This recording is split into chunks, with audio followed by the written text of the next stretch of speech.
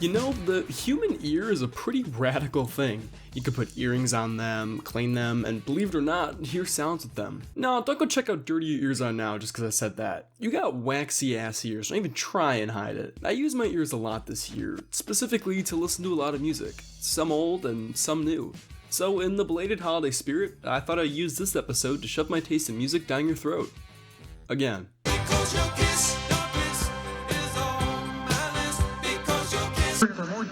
So before I get into the 5 albums I really want to dig into, I thought I'd give a few honorable mentions to some other stuff that I liked. Starting with the album I bet a lot of you would have expected to be in the top 5. Call Me If You Get Lost.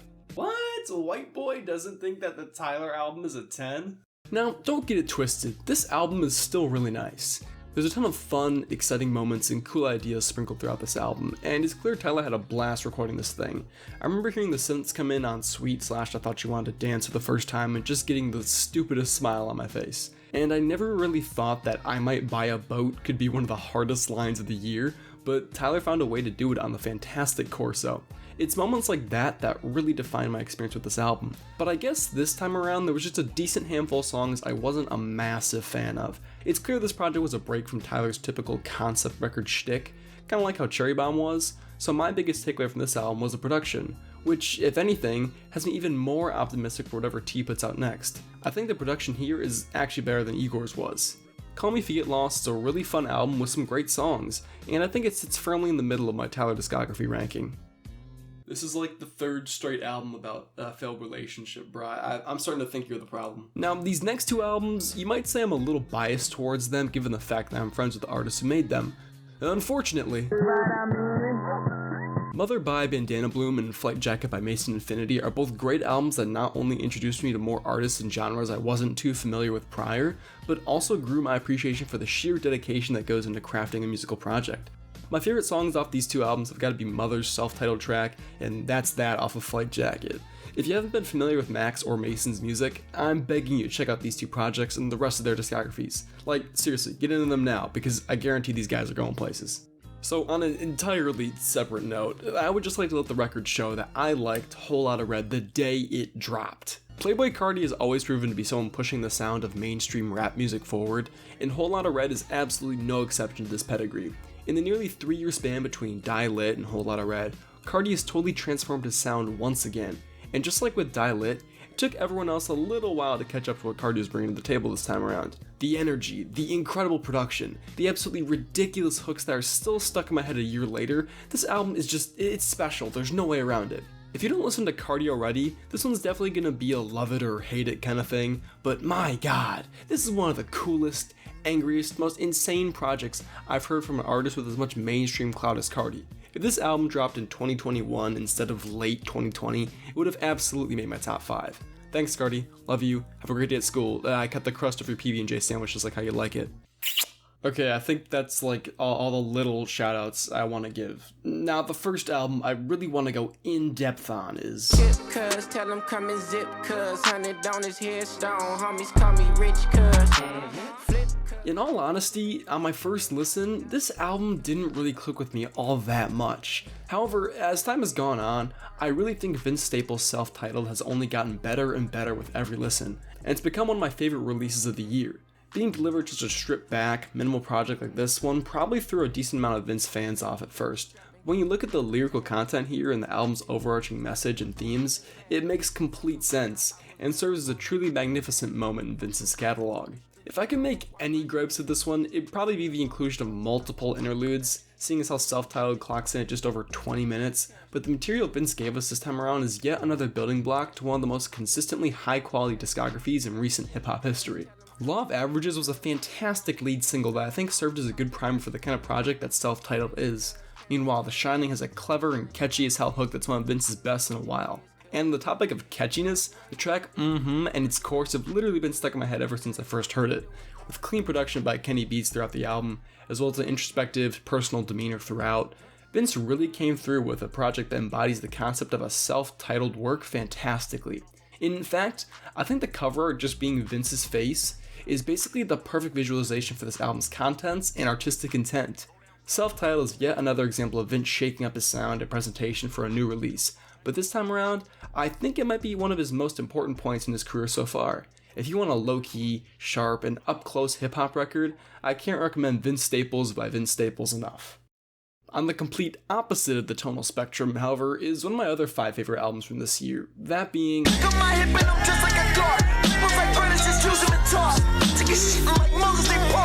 Man, I can't tell what you mean. Yeah, big surprise here, JPEG Mafia is good at making music. Peggy's been innovating for years now, but ever since his big breakout album Veteran in 2018, his technical proficiency, controversial personality, and innovative sound have become staples in his undeniable musical pedigree. Because of this, I wasn't expecting anything less with LP, yet this thing still managed to impress me. It seems like every time he comes through with a new project, Peggy finds a way to surprise listeners with fresh, exciting ideas, whether it be from forward-thinking pop interpolations like on Thought's Prayer, beautiful production and genre blending like on Kissy Face Emoji, or off-the-wall verse structure like on What Kind of Rappin' Is This? And this is just the highlights of the online version of the album. Peggy also blessed us with an offline edition of LP as well, with a plethora of extra tracks that couldn't make it out of the streaming version due to sample clearances and stuff like that. The most prominent of these bonus songs being Hazard Duty Pay, a track that's easily one of my favorite songs of the year. If you're gonna listen to this album, I think the offline version that's found on sites like Bandcamp and SoundCloud is slightly superior, but you really can't go wrong either way. I think the way that JPEG Mafia has smoothly transitioned into a cloudier, glitch hop sound with twists of R&B and even pop is absolutely awesome, and I think that this is a perfect testament to just how genius of a musician he really is.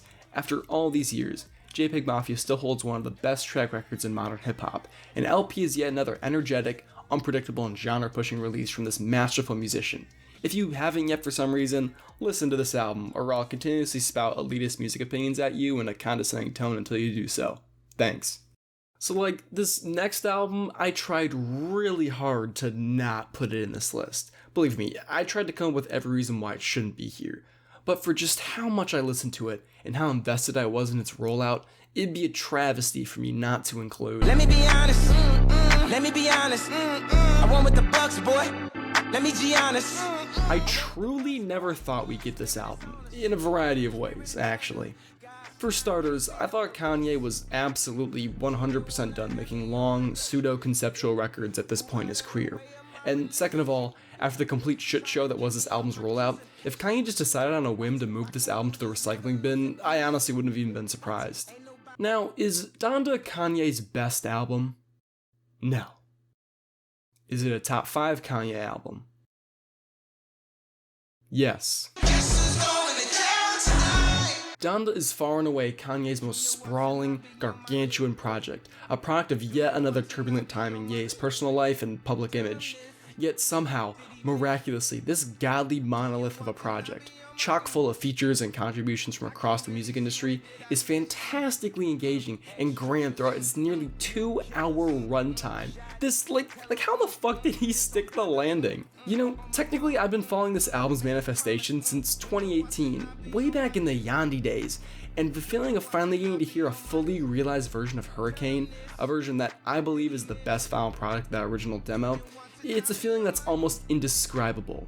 Tracks like Believe What I Say, Off the Grid, Come to Life, Heaven and Hell, and 24 help cement Donda as, without a doubt, Kanye's best work since The Life of Pablo. And for the record, that isn't a diss to Ye or Kids See Ghosts. It is a diss to Jesus is King though. After the frantic mess that was this album's release, I can safely say now that Donda was worth the wait, and I'm going to be going back to a lot of material off this thing for a long time. So earlier with my JPEG Mafia shoutout, I made it clear how much appreciation I have for boundary pushing music, and another favorite project from this year that stands out on its own sonically was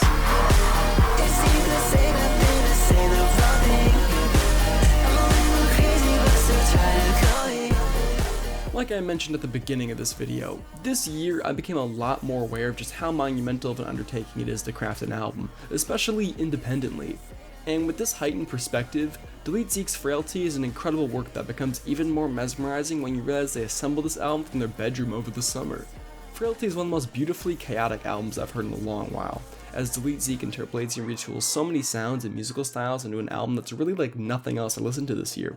The dizzying arrays of influence from so many genres, from lo-fi indie to experimental and bedroom pop, even a bit of grunge mixed in there too, create these hectic, anthemic tracks throughout the project that don't just stand out for their impressive production and unique sound, but also for how well this mishmash of inspiration gels together to create a cohesive, intimate experience that had me hooked. Songs like Kodak Moment and Movies for Guys are just some of the album's superb amalgamations of ideas, especially the latter seamless pivots between its bouncy, upbeat opening, the more abrasive middle passage, and somber finale. And on the topic of beautiful transitions, the way Misplaced beautifully fades into Pretender is just fucking awesome, linking two of the album's best highlights together wonderfully. From Frailty's most spiraling, noisy moments to its most reserved and smooth, its emotional potency and one-of-a-kind direction defines an album that's in a lane of its own. I firmly believe people like the lead Zeke are going to be pushing the sound of popular music forward over the next decade or so, and it's clear a lot of the online music scene is taking notice of the strides the lead Zeke is making. If I had to describe Frailty in one word, exhilarating. Please give this awesome project a listen. Alright, so we're coming up on the final album here, and the common occurrence so far on my list has been, innovative artists and music. And as unique as Frailty, LP, and so many other cutting-edge records from this year are, there was one album that really stuck out to me, that being...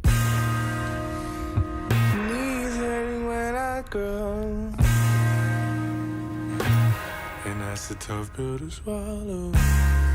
With everything else I've talked about so far, I feel like I've done my best to articulate my thoughts and feelings about what's so great about these albums.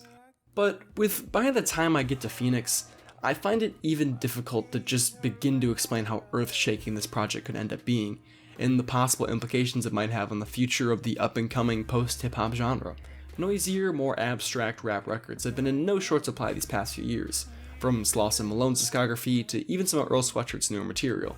But what Injury Reserve were able to craft here, this heavy, frantic, emotional, and claustrophobic experience, is something that I think is truly going to stand the test of time and go down as a huge point of reference for future artists. For someone like me who was a fan of Injury Reserve for quite a while leading up to this project's announcement, I really never thought we'd hear another album from these guys following the sudden and tragic passing of key member Jordan Groggs midway through 2020.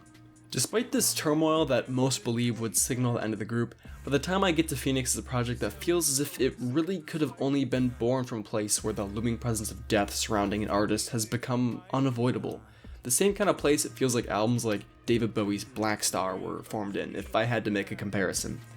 From the very first moments of this album, the kind of journey you're about to go on through this cloudy, harrowing 40-minute soundscape is set up beautifully with the opening track Outside, as it wonderfully ebbs and flows to become more aggressive, punchy, and anxious as the song goes on. And even in this intro to the album, the presence of challenging sounds and song structure is kicked off in full force, a trend that stays consistent on every single track here.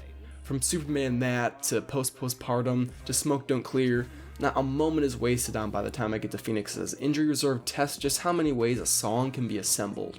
It quite literally sounds like death, like physically tangible sadness and grief, so real that you feel like you can reach out and touch it. This abstract, depressive, and mesmerizing journey of an album finally reaches its peak with the indescribable climax Knees, far and away my favorite song of this year. The way that repeating Black MIDI sample punches you in the gut with its fuzzy, warm sound as each verse blurs the line between rapping and some sort of spiraling inner monologue is unbelievable. I never in my life thought I'd hear a song built like this. It's a grand, hard-hitting, and defining moment on a project that I truly believe is one of the most significant musical releases of the past decade, and I am on the edge of my seat to see what kind of new sounds and subgenres by the time I get to Phoenix is going to spawn over these next few years. This is, without a doubt, Injury Reserve's magnum opus, and I cannot put into words just how speechless this album left me. Music is fucking awesome. Just kidding, certified lover boy at #1, baby. Okay. Drizzy Drake in the building, the greatest to ever do it.